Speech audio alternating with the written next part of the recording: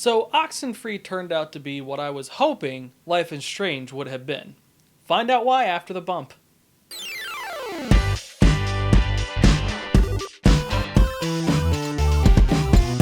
Welcome back to another Tonic review, everyone. The game on the stand today is Oxenfree. This is another indie click and point adventure with a charming art style and somewhat emotional narrative. You play as Alex, a young high school girl traveling by ferry to a remote island with her best friend Ren and her new stepbrother Jonas. The reason for their journey is to meet up with some of their classmates for the traditional and slightly illegal bonfire hangout. As it happens, only two people arrived slightly before Alex and company did. Those two being the quiet Nona and Alex's late stepbrother's girlfriend, Clarissa. After some passive aggression and a modified game of Truth or Dare, Ren pulls Alex and Jonas aside to a nearby cave to explain the real reason why he wanted to travel to the island. Apparently, there's a whole lot of otherworldly things going on here, and he wanted to see them for himself. Taking out the radio Ren asked Alex to bring, she starts to tune until the trio are treated to a light show that leads deeper into this cave. Jonas decides to take the lead and go in and investigate, and Alex follows suit. From here, a whole host of paranormal phenomena start to take place that challenges the group's perceptions of each other and themselves, brings to surface some unresolved issues, and begins to threaten their very lives. There isn't too much to say about the point-and-click elements of the gameplay.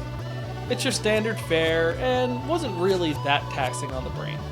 The big thing I really liked about the game was the fact that a lot of the conversations are dynamic. If there's a couple of characters talking to each other or you're trekking with someone, it happens in real time and you can jump in at any point pretty much. Or you can choose to stay silent. It's really up to you. Either way, it feels pretty natural for the most part. And most of the time when you do pick a dialogue option, Alex will wait for a pause in the conversation to chime in.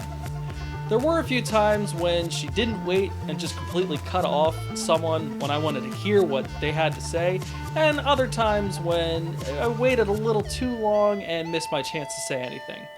It doesn't happen often, but it's a little unpredictable, so just be careful. But the conversations are the driving point for the whole game. You get to know the characters and shape what they think of Alex and what she thinks of them. Over the course of the night, you get to know them pretty deeply, help heal old wounds, forge stronger bonds, maybe help them find love, and make some friends for life.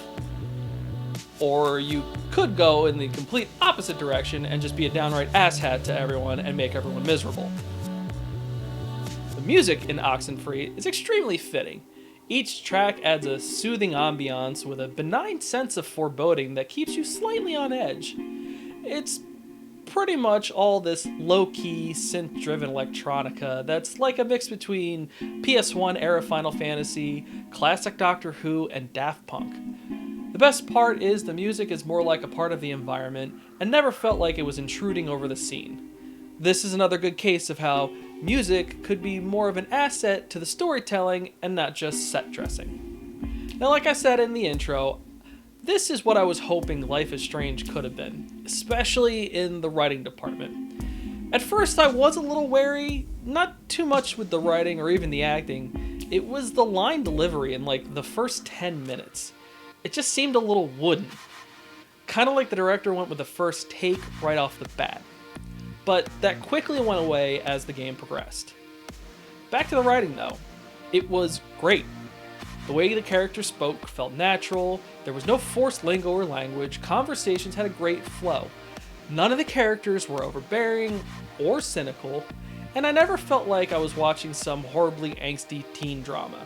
Now, while everyone does have their own crap to deal with, it never turned into the selfish pity party that ultimately turned me off to Life is Strange. To top it off, the choices you make felt like they had some sort of impact at the end of the game, and not boiling it down to some crucial decision 2 minutes before the end of the game that negates every choice that you made up until that point.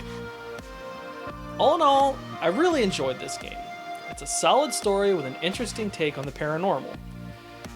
It never overstayed its welcome, but it left me wanting a little more.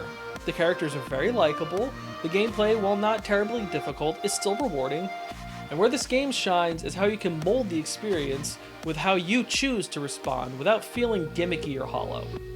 That's why I'm giving Oxenfree an 8 out of 10. Well, that's another review in the bag for me. Thank you guys so much for watching. If you played Oxenfree, let me know down in the comments what you thought about it.